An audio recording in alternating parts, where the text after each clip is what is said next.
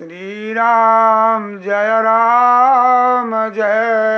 जय राम, जय सिया राम जय जय हनुमान। श्री राम जय जय राम।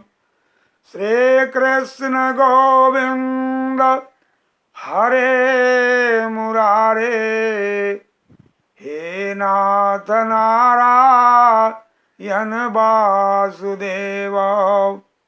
क्षितिजल पावक गगन समीरा, पंचरचित ये अधम शरीरा।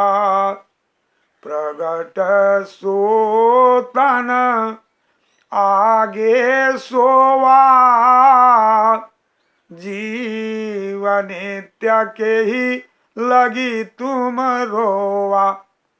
तारा रो रही थी अपने पति बाली के मरने पर।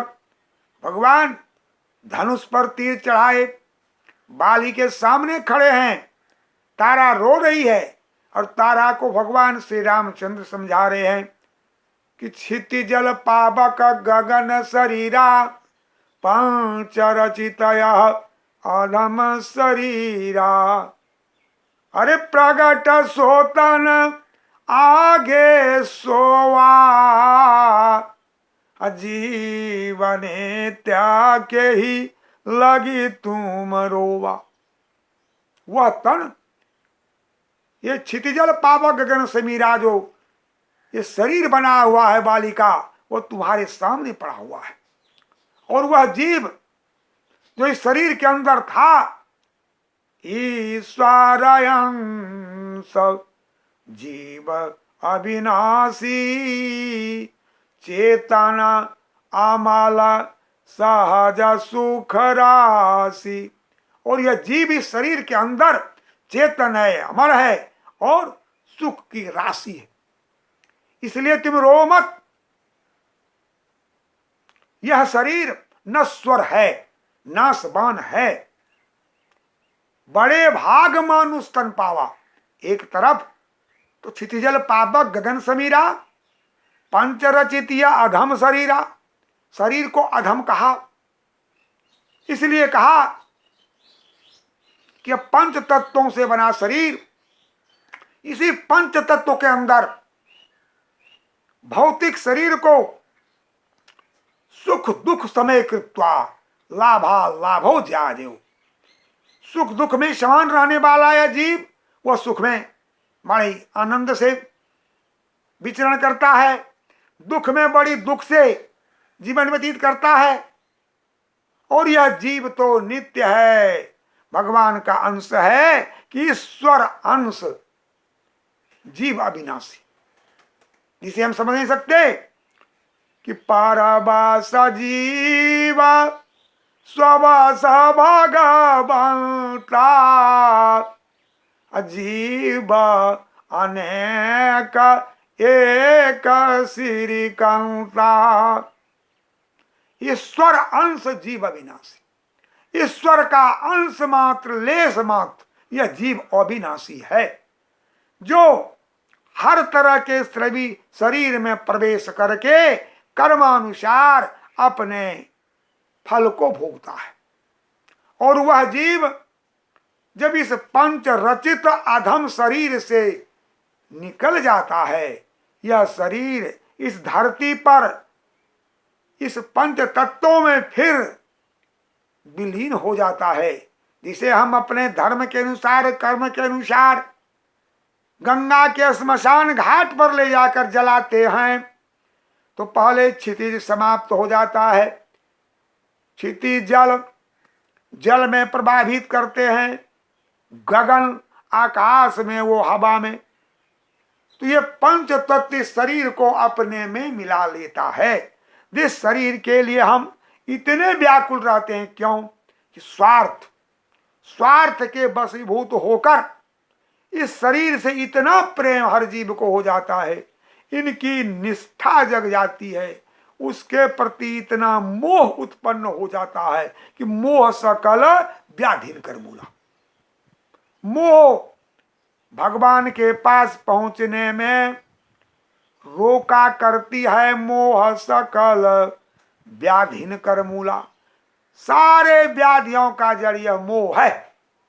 मोह को हम नहीं त्याग पाते हैं। मोह को हम कब त्यागेंगे? जब भगवान की शरण में चले जाएंगे। चलती चक्की देख के दिया कबीरा रो, दो पाटन के बीच में साबित बचन को।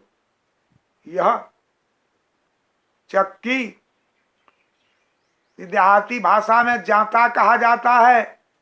वो चक्की एक कील में गड़ी हुई रहती है, और जब हमारी माताएं दाल दरने के लिए, कोई चीज को पीसने के लिए उस चक्की के अंदर डालते हैं और हाथ से जब चलाते हैं तो वह दाल पीसते पीसते पिसा जाता है। तो हमारी माताएं उसके एक पलड़े को ऊपर उठाकर देखती हैं तो कील के नजदीक वह समूचा दाल ज्यों क्या त्यों पड़ा रहता। सारे दाल वो पत्थर से पिसाकर बेचारे चूर हो जाते हैं। उसकी स्थिति जो दाल था वह बेसन बन जाता है, और वह बेसन भोजन के काम में अनेक प्रकार की चीजों में बन बन कर हमारे शरीर में चला जाता है। उसकी स्थिति कुछ नहीं रहती। कील के नजदीक जो दाल रहता है वह स्थिति ज्यों की त्यों बची रहती है। माताएं जब देखती हैं कि बेसन बनकर तैयार हो गया और ये दाल कील के अंदर कील से सटा हुआ है, तब अपनी हाथों से अलग करती हैं, और अलग करने के बाद फिर चक्की चलाती हैं और वह दाल पीस कर उसे बेसन में बदल देती है। तो कहने का अर्थ क्या हुआ कि चलती चक्की देख के दिया कबीरा रो, दो पाटन के बीच में साबित बचानो को। कबीरदास जी रोने लगे कि कैसे बचेगा, उसको अलग कर देती है। तो अलग करने वाली वो माया है कि जो ज्ञानी न कर चित अपहाराई, बरियाई विमोह बस करई। ये संसार चलता कैसे? इसलिए संसार पर भगवान ने माया का अधिकार दिया कि बरियाई विमोह बस करई। जो ज्ञानी का चित्त अपहरई, ज्ञानियों के चित्त को अपहरण करने वाली महामाया भगवती सदा विराजमान रहती है। पेट के अंदर, गर्भ के अंदर जब यह जीव गर्भ के अंदर प्रवेश होता है तो दुनिया के सारी तकलीफों को वह झेलने लगता है। अपने पूर्वार्जित कर्मों को याद करता है, सारे जन्म जन्मांतर की बातों को वह सोचता है, भगवान से प्रार्थना करता है कि प्रभु अब की बार प्रभु आपकी भक्ति में संलग्न रहूंगा। भगवान कहते हैं इस गर्भ के अंदर तुम खूब बको, खूब बोलो, प्रार्थना करो, और करते करते जब उस गर्भ के अंदर वह बेचारा जीव त्राहि माम प्रभो अब की बार, और जब वह इस संसार में आता है तो आने के समय ही रोता है, कहाँ कहाँ कहाँ जो ज्ञानी न कर चित अपहाराई, बरियाई विमोह व्यस करई। ज्ञानी नाम अपि चेतांसी देवी भगवती सा, बलात् आकृष्य मोहाय महामाया प्रचति। ये महामाया पकड़ कर उस जीव को इस संसार में इस भव संसार में डाल देती है। और वह बेचारा जीव का कहाँ सारे पूर्वार्जित कर्मों को वह भूल जाता है और इस संसार की इस नगरी में अपने आप को अयंग निजः परो बेती गणना लघु चेतसाम, अपनी माता को अपने पिता को सबको समझने लगता है। संसार की सारी वस्तुएं उसकी अपनी हो जाएं, वह समझता नहीं है। और दूसरे लोग भी उस चीज को नहीं समझते हैं कि जो ज्ञानियों के ज्ञान को अपहरण करती है, उस ज्ञान को कैसे रखा जाए। तो वही जो व्यक्ति भगवान की भक्ति में संलग्न रहता है, राष्ट्रपति महोदय के पास जो लोग चले जाते हैं, वह अंतिम प्रक्रिया है। और वह अंतिम प्रक्रिया जब वो भगवान प्रसन्न हो जाते हैं, सारे कामों का निष्पादन हो जाता है, मुक्ति हो जाती है, भगवान की भक्ति हो जाती है, तो भक्ति स्वतंत्र सगल गुण खानी, अरे सुगमा पंथ मोहि पावहि प्राणी। हनुमान जी ने, भरत जी ने, लक्ष्मण जी ने भगवान राम जी से पूछा और रामचंद्र जी ने यह उत्तर दिया कि मेरे पास जो भक्त होता है, भगवान की भक्ति, इस सांसारिक सुख में लोगों को बड़ी कठिनाई समझना पड़ता। भगवान उसे दंड देते हैं। दंड क्या? इस सांसारिक सुख से अलग करना, माने हम लोग इस फिजिकली इस माया को जिसे हम सुख समझ रहे हैं, उससे दूर करने का काम, उसे हम क्या कहते हैं, सर्वनाश हो गया। और जिसको सब कुछ मिल गया, भगवान प्रसन्न हो गए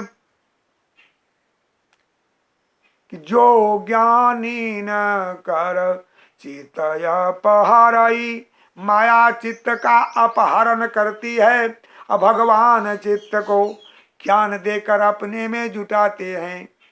तो भक्ति सकल गुण खानी, अरे भक्ति स्वतंत्र सकल गुण खानी, सुगम पंथ मोहि पावहि प्राणी। भगवान कहते हैं कोई दुर्गम रास्ता नहीं, बड़ी सुगम है। कहत कठिन समझत कठिन, कहने में भी सरल है, कठिन नहीं, समझने में भी सरल है।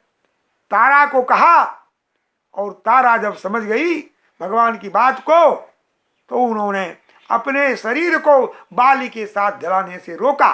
जो तारा आज पंच कन्याओं में श्रेष्ठ है, तारा, मंदोदरी, अहिल्या, द्रौपदी और कुंती, ये पांचों स्त्रियां सर्व पाप से निर्विघ्न। इन पांचों का नाम लेने से सारे पाप दूर हो जाते हैं। इस कलिकाल के लोग कहते हैं अहिल्या तो बदचलन थी, हैं। बाली की स्त्री तारा सुग्रीव को दे दिया, दशानन की स्त्री मंदोदरी विभीषण को दे दिया, कुंती पांच पति के द्वारा पंचपुत्र, द्रौपदी जिन्होंने पांच पति बनाया, इसको कैसे पंचकन्या कह दिया। लोग समझते नहीं हैं। भगवान ने यहां तक कि लव और कुश ने भी सुग्रीव को, विभीषण को, और गोस्वामी जी ने भी लिखा, यही आग बाधेऊ व्याध जिमी बाली, सोई सुकंठ पुनि की न कुचाली, सोई कर तो विभीषण केरी सपने हूँ प्रभु हिय नहीं हेरी। हैं यही अग बधे व्याध जिमी बाली ने सुग्रीव की स्त्री रूमा को अपने पास रखा, सुग्रीव को मार के भगा दिया। वह पाप बाली ने किया। यही गोस्वामी लिखते हैं कि यही आग बधे व्याध जिमी बाली। और बाली ने भी पूछा राम जी से कि हे राम रघुवंशी, अब गुण कावन नाथ मोहि मारा, मैं बैरी सुग्रीव प्यारा। सुग्रीव प्यारा कैसे हो गया और मैं बैरी कैसे हो गया? तो राम जी ने कहा देखो पापी कहीं का बाली, ये भरत का राज्य, महात्मा भरत का राज्य है और मुझे जंगल का राज्य आतताइयों का विनाश करने के लिए मिला है। और तुमने अपने छोटे भाई की स्त्री सुग्रीव की स्त्री को अपनी पत्नी बना लिया। तुझे ही आग बाधेऊ व्याध जिमी बाली। और उसी पाप के लिए मैं तुम अनुज बधो भगनी सुत नारी। सुनु सठ कन्या समय चारी, इनहि कुदृष्टि बिलो कई जोई, ताही बधे कछु पापन होई। क्या अनुज बधू भगनी सुत नारी, अनुज बधू छोटे भाई की स्त्री, भगनी बहन, पतोहू, ये सब जो हैं बेटी के समान होता है। हैं इन्हें कुदृष्टि बिलोकै जोई, इनको जो कोई कुदृष्टि देखे ताही बधे कछु पापन होई। राम जी ने कहा। बाली चुप हो गया, लेकिन सोई सुकंठ पुनि की न कुचाली। और वही काम सुग्रीव ने किया। लेकिन सुग्रीव ने कैसे किया कि भगवान श्री राम ने अपने तरफ से सुग्रीव की स्त्री तारा को बना दिया। सपने हूं हिया राम नोही, सारे पाप कि सर्वधर्मान परित्यज्य हरे माम एकं शरणं ब्रज। हे अर्जुन, सर्वधर्मान सब कर्म को छोड़कर त्याग दो, मेरे शरण में आ जाओ और मैं तुम्हें सर्व पापों से मुक्त कर दूंगा। लोगों ने तो देखा कि वही काम सुग्रीव ने किया, लेकिन भगवान की कृपा से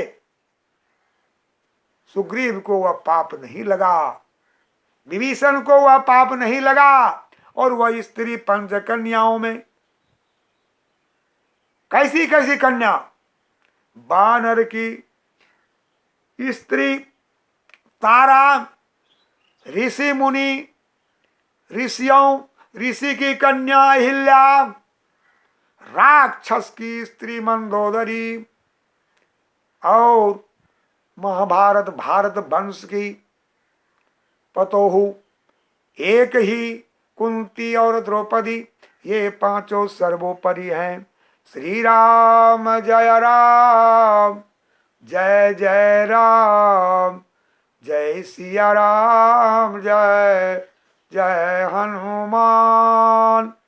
मंगल भवन अमंगल हारी, श्री राम जय राम, जय जय राम, जय राम, जय सिया राम, जय जय हनुमान। राधे राधे श्याम बोलो, प्रेम से हरि का नाम बोलो। सियावर रामचंद्र की जय, उमापति महादेव की जय, वृंदावन बिहारी लाल की जय, पवन सुत हनुमान की जय। जय जय सीताराम।